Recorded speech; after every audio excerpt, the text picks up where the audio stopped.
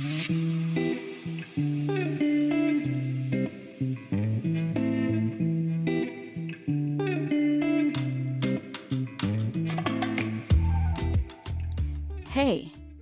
I'm glad you're here. Welcome to Wapkutim Mapkutil, which means you're listening to me, I am listening to you. I'm Aurélie Zephyr, a licensed therapist, and this podcast is a safe space for the Haitian community to talk openly about mental health, trauma, anxiety, depression, and more, and learn practical tools to help us heal and grow.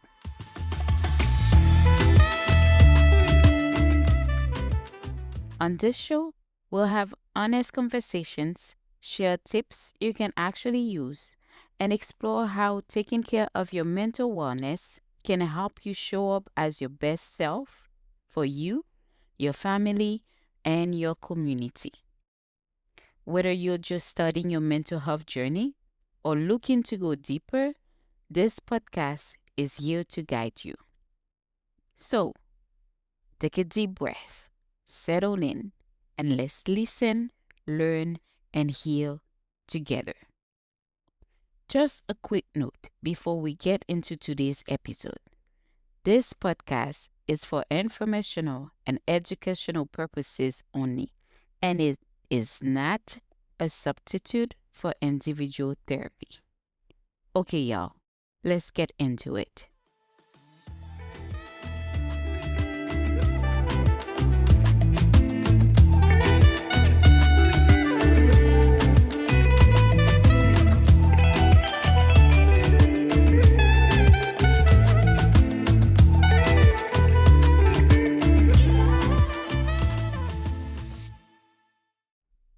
Hi, everyone, and welcome back to Wapkute Mapkute. In the last few episodes, we've talked about awareness, about recognizing that we all carry things that shape how we move through life, even when we tell ourselves we're fine. Today, I want to take you into one of my favorite and most transformative topics: healing the inner child. This is something I'm deeply passionate about, not only because it's powerful work, but because I see how life-changing it can be in my own clients and in my own healing journey. When we talk about the inner child, we're not talking about a child that literally lives inside you. The inner child represents the emotional part of yourself that formed during your early years. The part that still holds your needs, fears, hopes, and your imagination. It's the feeling self, the version of you that wanted to be loved, seen, and safe. From a psychological and emotional perspective, our core needs out as children are pretty simple: to feel seen and recognized for who we are, to feel loved without conditions, and to feel safe emotionally and physically. And when or more of those needs are not met, that's when inner childhoods begin to form. Sometimes the wounds look like abandonment, not being chosen or prioritized. Sometimes it's rejection, feeling like who we are isn't enough or is too much. Sometimes it's emotional neglect, where no one asks, how do you feel? And other times it's enmeshment, where you have to take care of everyone else's emotion at the cost of your own. These experiences don't just stay in childhood, they create patterns, beliefs, and protective layers we carry into adulthood. When these needs are met, we learn to survive emotionally. We build what we call character structures. They are protective identities that help us feel safe, but that also keep us disconnected from our true self. And some examples are if I'm perfect, maybe I'll be loved. If I stay quiet, I will stay safe. If I take care of everyone else, maybe someone will finally take care of me. Or if I achieve enough, maybe I'll feel seen. These aren't conscious thoughts, they are emotional blueprints. In my work with clients, I often start with a tool called the 7-Day Inner Child Journaling Guide. It walks people through recognizing where these blueprints started and what stories they've built around them. It helps you notice the small messages you tell yourself, like I'll never be safe, I can't trust people, or no one really sees me. And those beliefs shape how we relate to others and to ourselves. They influence who we choose. They influence who we choose in relationships, how we react when we feel triggered, and even how much joy we allow ourselves to feel. For me, my inner child work brought me back to one core wound: the need to be seen.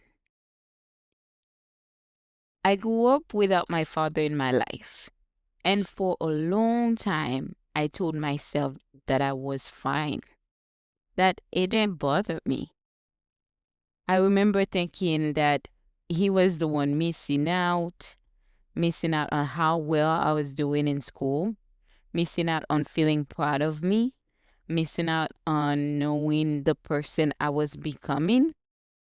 But in reality, that was my protective story. Because when he passed away, something shifted.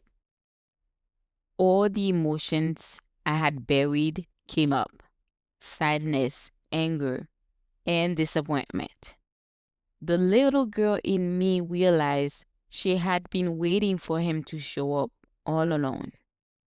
She had been performing, achieving, trying to be the best, hoping that being seen will make up for the absence she's felt. And that's when I began to understand I wasn't chasing success, I was chasing visibility. I wanted to be seen not just for what I did, but for who I was. And as I started working through my inner child journaling, I could finally connect the dot. My drive to perform, my need to prove myself, my feeling of being unseen, they were all rooted in early wounds of absence. I often imagine the inner child like a womb that's been closed off for years. It's filled with memories, forgotten drawings, and old emotions covered in dust. So healing is about opening that door, not to live in that womb forever, but to gently bring its light back into the rest of your house. When you open the door, you don't rush in. You take your time. You look around, you say, I remember you. I know what happened here. I see you now. That's the work. If you're ready to start connecting with your inner child, here are a few ways to begin. Start noticing when you feel small. When something triggers an outsized reaction, something like rejection, criticism, or silence, ask yourself, how old do I feel now? How old do I feel right now?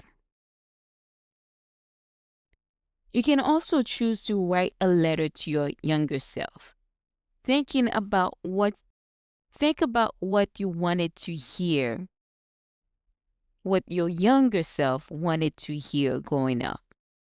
You can tell your younger self, I know you were trying so hard to be good. You did everything you could to be seen. You don't have to try so hard anymore. You can also work on reparenting through action. Give yourself the love and care you did not receive consistently. Maybe that means resting without guilt, saying no, or letting someone help you. And lastly, start speaking gently to yourself. When you hear old stories come up in your head, like, I'm not enough, I can't trust anyone, respond as an adult who now knows better. When I think about the inner child in the Haitian community, I think about how many of us were never given space to just be kids. We learn early how to behave, how to help, how to make our parents proud, but not always how to express what we felt. So many of us grew up being told, pas crier, fais vite, ou doit fort. And while those messages were meant to prepare us for a hard world, they also taught our inner child that emotions were a problem, that softness was weakness. Healing the inner child, especially in our culture, is about giving back what those messages took away. It's allowing ourselves to feel again, to cry, to rest, to ask for help without shame. It's realizing that the part of us that needed care never disappeared. It just learned to stay quiet. And when we start listening to that part of ourselves with compassion, we don't just heal individually. We begin to shift what emotional safety looks like for our families, our children, and our community. So, as you listen today, I invite you to take a deep breath. Place your hand on your heart and tell that younger version of you, you don't have to earn love. You don't have to perform to be seen. You are safe now, and I see you. That's how healing begins. Not by changing the past, but by rewriting the message. Thank you for being here with me on Wapkutim Mapkuteo. And if this episode spoke to you, share it with someone who's ready to begin their own healing journey. You can find more reflections and practices on Substacks and on my Alma page. Until next time, keep listening to yourself and keep healing. Thank you so much for tuning in into Koute Makuteo. I hope today's conversation gave you insights, practical tips, or encouragement to take care of your mental health and continue your healing journey. Be sure to subscribe, leave us a review from wherever you are listening, and share it with someone in your community who might need it too. For those listening from California, you can visit my Alma page in the description below to learn more about my individual therapy sessions and other services I offer. And remember, Wapkute Mapkuteo. Keep prioritizing yourself, keep learning, and let's heal, grow, and thrive together.